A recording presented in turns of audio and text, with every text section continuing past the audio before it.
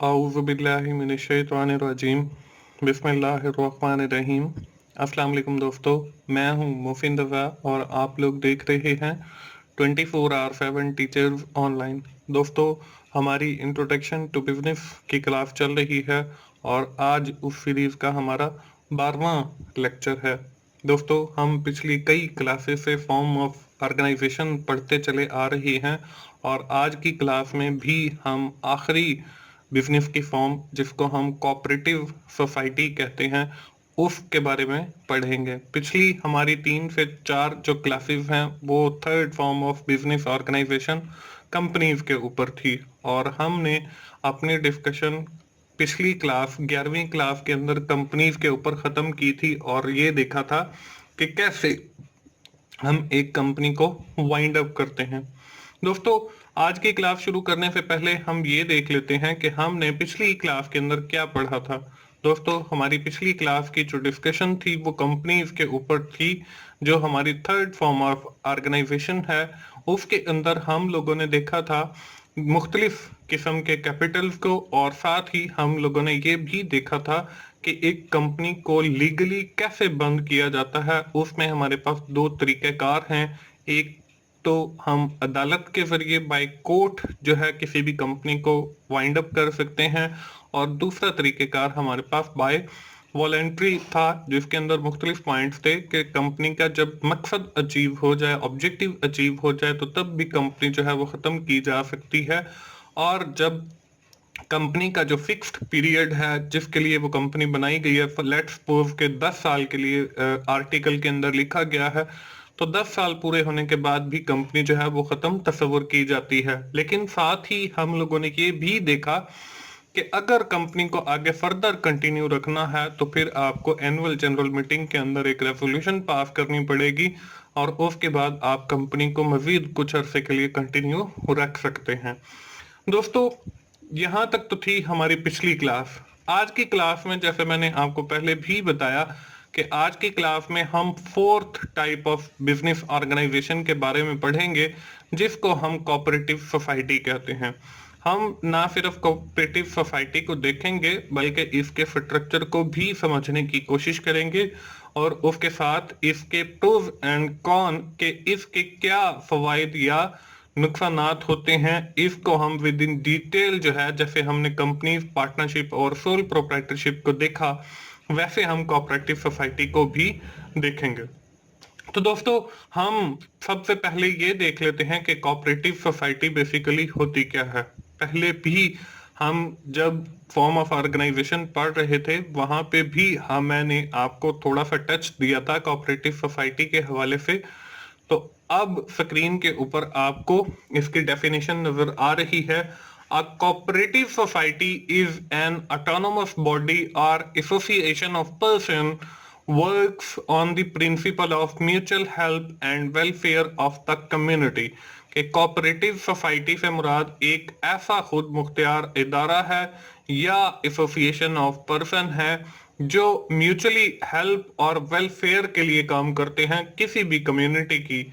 तो ये हमारे पास कोऑपरेटिव सोसाइटी है। इसकी एक और डेफिनेशन भी आप लोगों को स्क्रीन के ऊपर नजर आ रही है।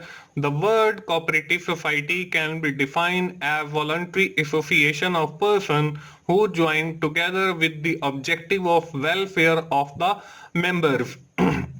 कि कोऑपरेटिव सोसाइटी से मुराद एक ऐसी एसोसिएशन ऑफ पर्सन है जिसमें बहुत सारे लोग इकट्ठे होते हैं वेलफेयर के लिए, लोगों की या उस कंपनी की जो मेंबर हैं उनकी वेलफेयर के लिए। दोस्तों, ये तो हो गई हमारे पास कोऑपरेटिव सोसाइटी। अब कोऑपरेटिव सोसाइटी का स्ट्रक्चर क्या है उसको जो है यहाँ पे ग्राफिकली रिप्रेजेंट करके दिखाया गया है। इसमें सबसे पहले आपको ये कोऑपरेटिव सोसाइटी नजर आ रही है ऑरेंज कलर के, ये जो गोल दायरा सा लगा हुआ है उसके अंदर। इसके बाद इसमें आपके पास एसोसिएशन ऑफ पर्सन होते हैं यानी नंबर ऑफ पर्सन जो उस कोऑपरेटिव सोसाइटी के लिए काम कर रहे होते हैं। अब इनके पास जो है वो मुख्तलिफ किस्म के रिसोर्सेज अवेलेबल होते हैं। अगर वो कंपनी माली मावनत करती है तो उनके पास फाइनेंशियल रिसोर्सेज अवेलेबल होंगे। अगर वो कंपनी किसी एज अ ब्लड बैंक काम कर रही है तो उनके पास ब्लड के जो है रिसोर्सेज अवेलेबल होंगे। मतलब जिस मकसद के लिए वो कोऑपरेटिव सोसाइटी बनाई गई है, वो जो रिसोर्सेज वहां पे इस्तेमाल होने हैं वो उस कंपनी के पास अवेलेबल होते हैं। उसके बाद वो जो रिसोर्सेज हैं उनको वो एज अ बिजनेस भी यूज कर सकते हैं कि इससे जो भी पैसे आएंगे उनको दोबारा इस कोऑपरेटिव सोसाइटी के अंदर जो है वो इन्वेस्ट किया जाएगा और लोगों की वेलफेयर के लिए रखे जाएंगे।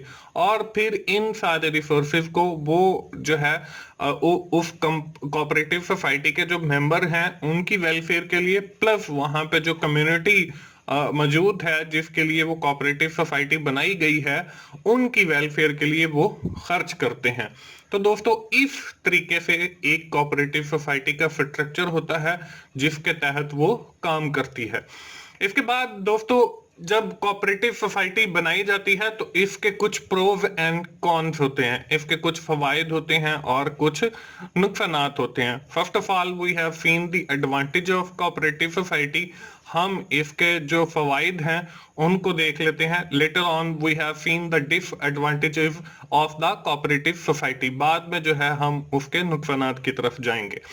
पहले जो इसके फवायद हैं वो टेबल आपको स्क्रीन के ऊपर नजर आ रहा है, जिसमें जो पहला पॉइंट है वो लिखा हुआ है इजी फॉर्मेशन, कि ये बिल्कुल आसानी के साथ as compare to the sole proprietorship and the partnership बिल्कुल आसानी से शुरू हो जाती है। जब लोगों ने ये सोच लिया कि हम लोगों ने जो है लोगों की मदद करनी है तो वो सारे लोग मिलकर इकट्ठे हो जाएं और एक जो है वो सोसाइटी बना सकते हैं। इसके बाद दूसरा पॉइंट है इक्वेलिटी, कि अब जब कोऑपरेटिव सोसाइटी बन गई है तो इसमें आपके जो फाइनेंशियल रिसोर्सेज हैं जिनको डिस्ट्रीब्यूट किया जाना है for the welfare of the members और the community of the atmosphere, तो वहां पे ये नहीं देखा जाएगा कि अमीर और गरीब को, बल्कि वहां पे जो आप माली मामलत कर रहे हैं उसमें सबको इक्वलिटी से देखा जाएगा और सबको इक्वलिटी के साथ ही वेलफेयर की जाएगी। इसके बाद थर्ड जो पॉइंट है वो आपका इकोनॉमिक डेमोक्रेसी है। अब ये इकोनॉमिक डेमोक्रेसी से क्या मुराद है कि यहाँ पे ये नहीं है कि इलेक्शन होगा और उसमें फिर एक बंदे को इलेक्ट किया जाएगा और फिर वो मैनेजमेंट संभालेगा, जैसे हमने कंपनीज के अंदर पढ़ा, नहीं, बल्कि यहाँ पे कोई भी मेंबर जो है, क्योंकि we are working for the welfare of the members, तो वहां पे कोई भी मेंबर जो है वो मैनेजमेंट संभाल सकता है और मैनेजमेंट का हिस्सा बन सकता है। इसी तरह जो अगला पॉइंट है एलिमिनेशन ऑफ मिडल मैन। अब कुछ कारोबार ऐसे होते हैं जहां पे आपका मिडिल मैन इन्वॉल्व होता है, वो भी कमीशन लेता है। तो यहाँ पे कोऑपरेटिव सोसाइटी के अंदर जितनी भी लोगों के साथ ताउन किया जाएगा इसके दरमियान कोई मिडिल मैन नहीं है। जैसे अब हमारा जो करंट अगर हम सिचुएशन को देखें तो हमारा जो बेनजीर इनकम सपोर्ट प्रोग्राम है, अब वो भी वेलफेयर के लिए काम कर रहे हैं, लेकिन उसमें मसला क्या है कि लोगों को पैसे निकलवाने के लिए भी पैसे देने पड़ते हैं।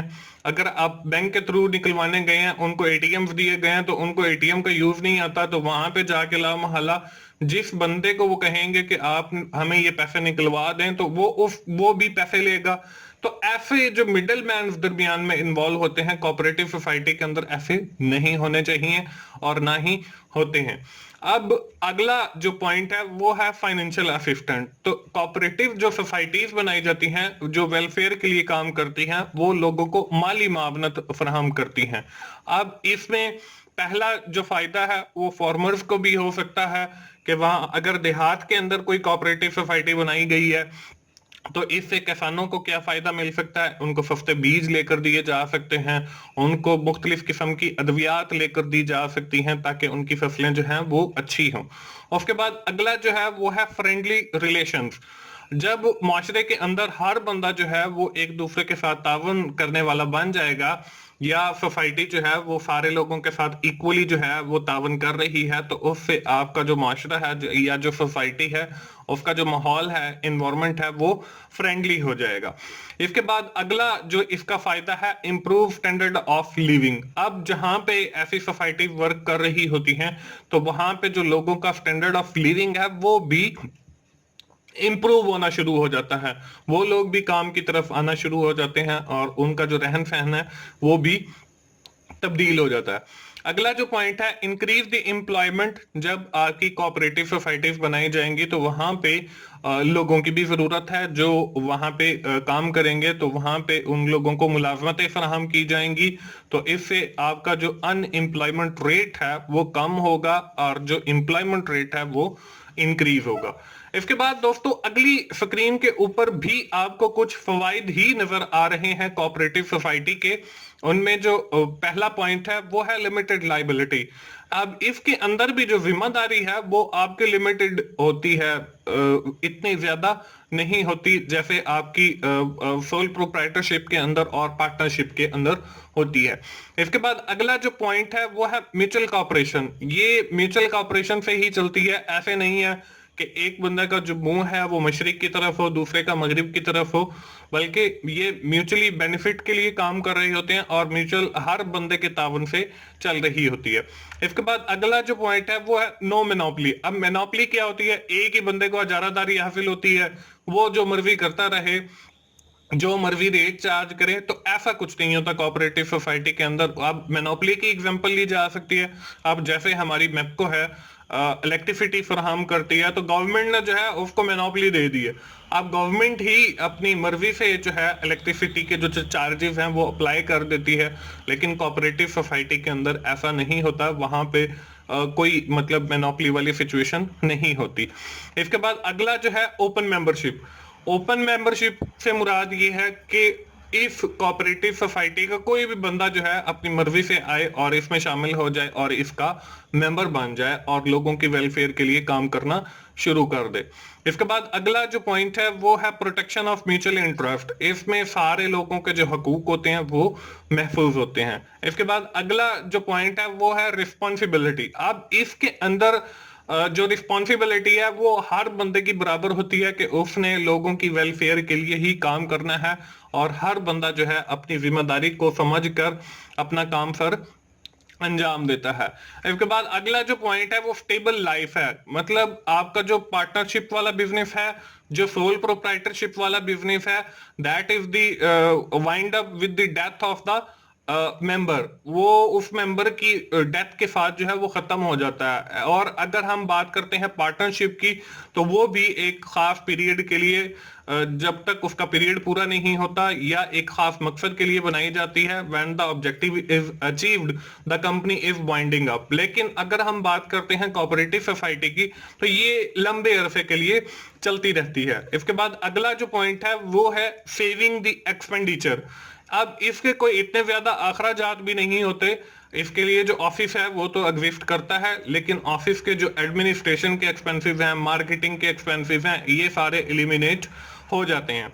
इसके बाद अगला जो पॉइंट है वो है टैक्स कंसेशन। अब टैक्स के हवाले से हमने सोल प्रोप्राइटरशिप के अंदर भी पढ़ा कि वो भी सिंगल टैक्स पे करते हैं, पार्टनरशिप के अंदर भी पढ़ा कि वो भी सिंगल टैक्स पे करते हैं, और कंपनीज के अंदर भी हमने पढ़ा कि वो डबल टैक्स पे करती है। लेकिन जो कोऑपरेटिव सोसाइटी है इसको टैक्स में भी कंसेशन होती है, मतलब इसको कुछ रियायत दी जाती है और सम टाइम जो है वो टैक्स लिया ही नहीं जाता। तो दोस्तों ये कुछ फवाइद हैं कोऑपरेटिव सोसाइटी के जो मैंने आप लोगों के साथ शेयर किए।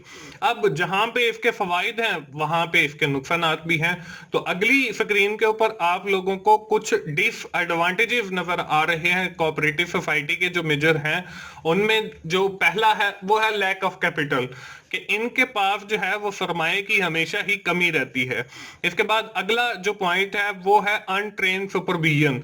अब लोग जो है इसके अंदर जो है वो कम पढ़े लिखे होते हैं, तो इसलिए इनकी जो सुपरविजन होती है वो भी अनट्रेन्ड होती है। इसके बाद अगला जो पॉइंट है वो है डिफेक्टिव ऑर्गेनाइजेशन।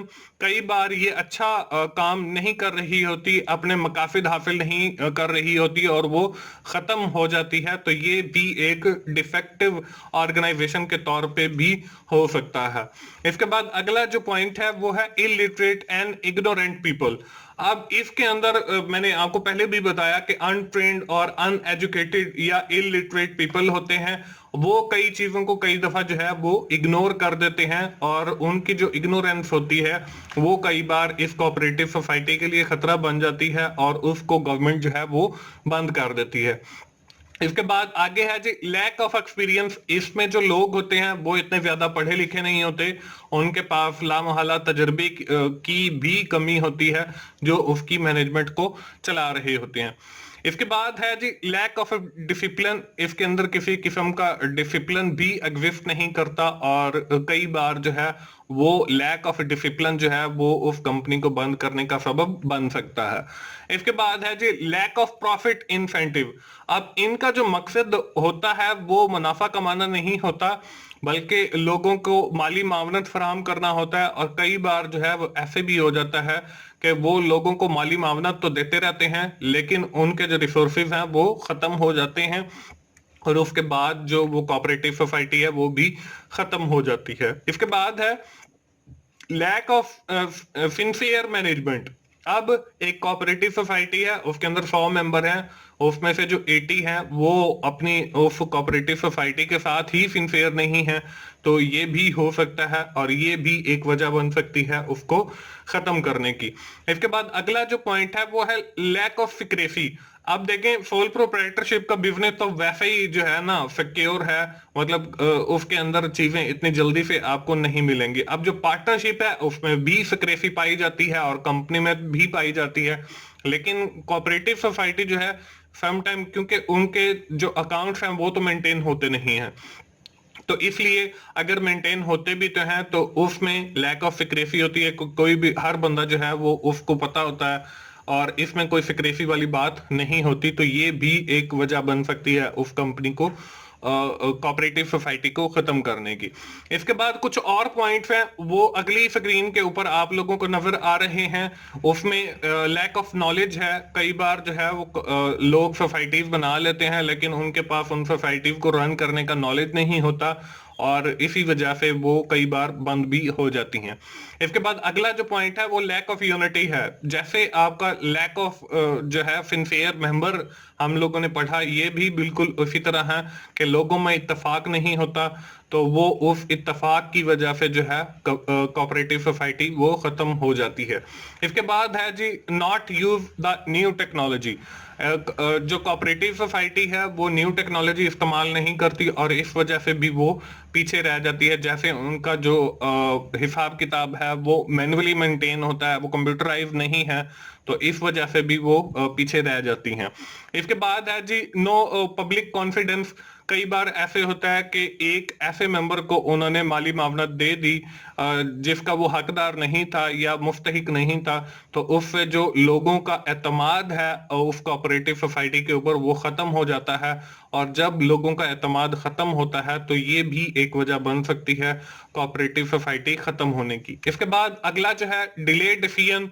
इसमें जो मैनेजमेंट होती है वो खुद जल्दी से डिसीजन नहीं लेती, बल्कि सारे मेंबर्स की जो कंसेंट है वो जरूरी होती है, तो इसकी वजह से जो है ना कई बार फैसले जो हैं वो देर से किए जाते हैं, और ये भी एक ड्रॉबैक बन सकता है उस कोऑपरेटिव सोसाइटी के लिए। और दोस्तों आखिरी जो है वो गवर्नमेंट कंट्रोल है। कई बार जो है गवर्नमेंट भी कोऑपरेटिव सोसाइटीज को संभाल लेती है और उसकी बाद जो है वो खत्म हो जाती हैं।